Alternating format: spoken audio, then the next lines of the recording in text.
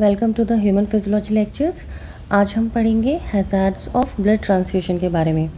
अपने पहले लेक्चर में मैंने आपको ब्लड ट्रांसफ्यूजन से रिलेटेड मेजर क्रॉस मैचिंग और माइनर क्रॉस मैचिंग के बारे में बताया था और उसकी इम्पोर्टेंस बताई थी। आज हम पढ़ेंगे कि हैज़ार्ड्स यानी क्या क्या मुश्किलें, क्या क्या परेशानियाँ आ सकती हैं जब हम ब्लड ट्रांसफ्यूज़ करते हैं। तो अगर मिसमैच ट्रांसफ्यूजन रिएक्शन से रिलेटेड अलग से क्वेश्चन पूछा जाए तो हमें ये वाले पॉइंट्स को ध्यान में रख के लिखना चाहिए। ओवरऑल अगर कंप्लीट हैज़ार्ड्स पूछे जाएं तो हम इन सारे पॉइंट्स को ध्यान में रखेंगे। तो हम शुरुआत करते हैं हैज़ार्ड्स से, यानी ऐसी क्या क्या हैज़ार्ड्स, ऐसी क्या क्या परेशानियां आ सकती हैं अगर जो ट्रांसफ्यूजन है वो प्रॉपर तरीके का नहीं हुआ है। तो सबसे पहला आता है पॉइंट मिसमैच ट्रांसफ्यूजन रिएक्शन, यानी अगर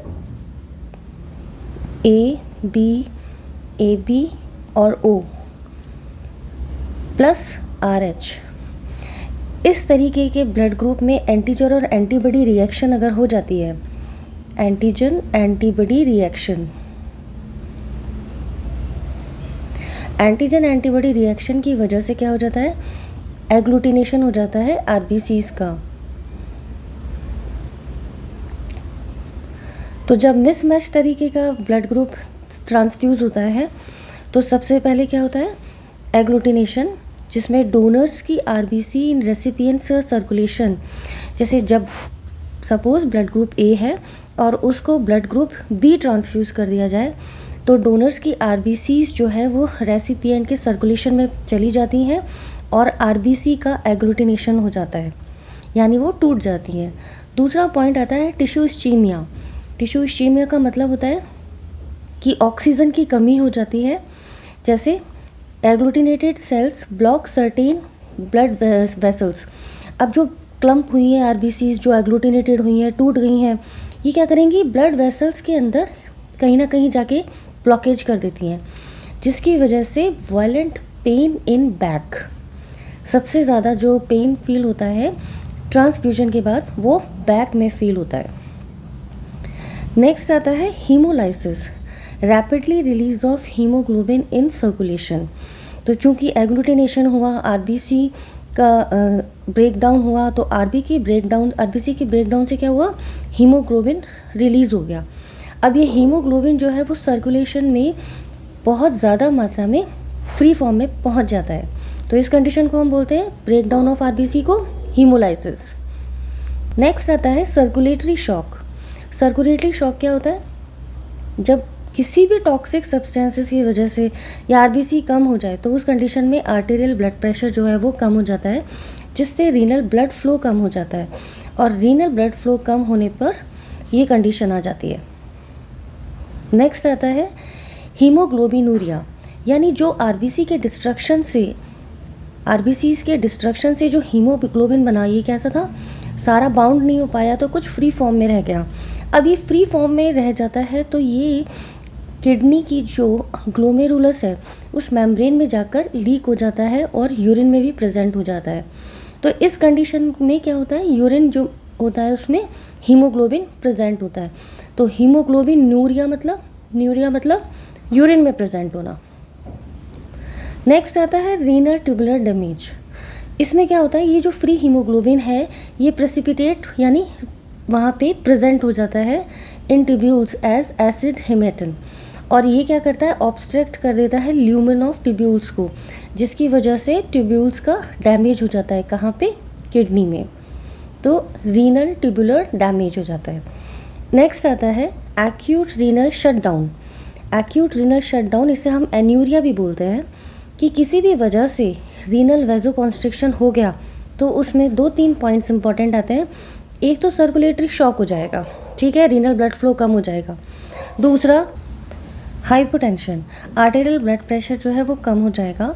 and next is renal tubular damage, जैसे कि हमने यहाँ बताया कि जो फ्री हीमोग्लोबिन है वो ल्यूमेन ऑफ वेसल्स और ट्यूब्यूल्स की जो वेसल्स होती हैं, ल्यूमेन होती हैं, उसमें जाके इकट्ठा हो जाता है और उसको डैमेज कर देता है।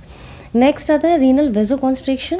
This can be caused by toxic substances और ये जो टॉक्सिक सब्सटेंसेस है ये कहाँ से रिलीज हुए हैं? हीमोलाइज्ड आरबीसी से, यानी टूटी हुई आरबीसी से रिलीज हुए हैं, जिसकी वजह से रीनल वैसोकंस्ट्रिक्शन हो जाता है। नेक्स्ट आता है uraemia.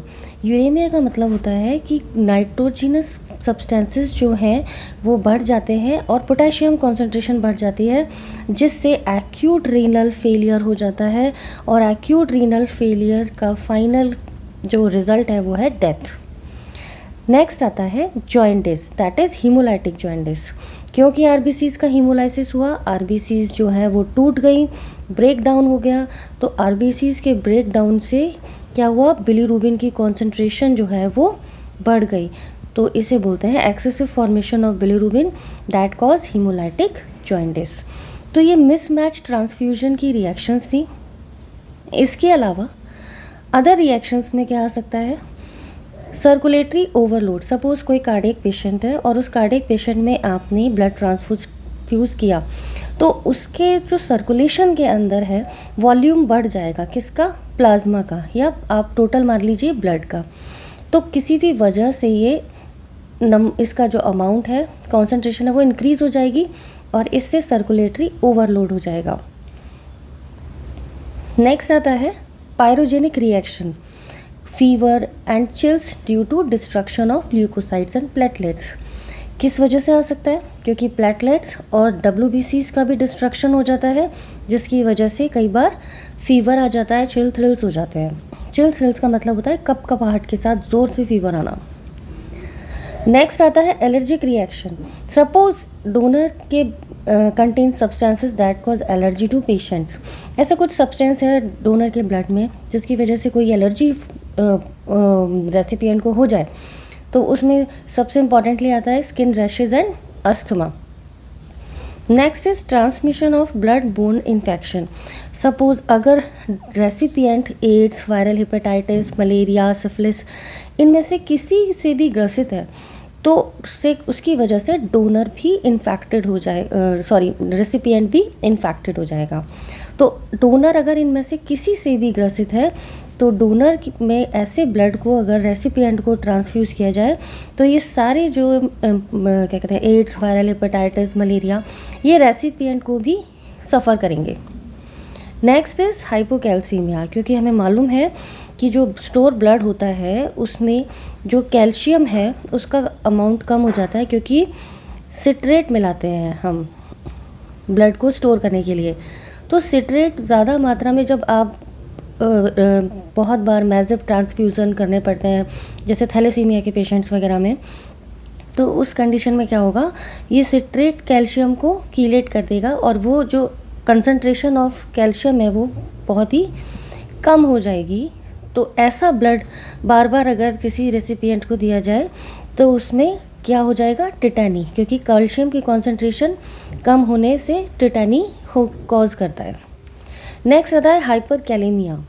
After excessive transfusion, because potassium concentration in stored blood is high, leakage of potassium from RBCs into plasma. तो दोनों तरफ से पोटेशियम की कंसंट्रेशन बढ़ रही है, एक तो ट्रांसफ्यूजन की वजह से, दूसरे स्टोर्ड ब्लड में, दूसरा आरबीसीज जो प्लाज्मा में है उसकी वजह से। तो पोटेशियम की कंसंट्रेशन जो है वो बहुत ज़्यादा बढ़ जाएगी और पर्सन हाइपरकैलेमिया से सफ़र हो जाएगा, तो एसिड बेस इम्बैलेंस हो जाएगा। तो ये थे कुछ हमारे hazards of blood transfusion. I hope आपको अच्छे से ये सारे ट्रांसफ्यूजन हैज़ार्ड्स समझ में आए होंगे। So wish you all the best. अगर आपको लगता है ये लेक्चर आपके लिए फ़ायदेमंद है तो please like and subscribe my channel. Thank you. God bless you.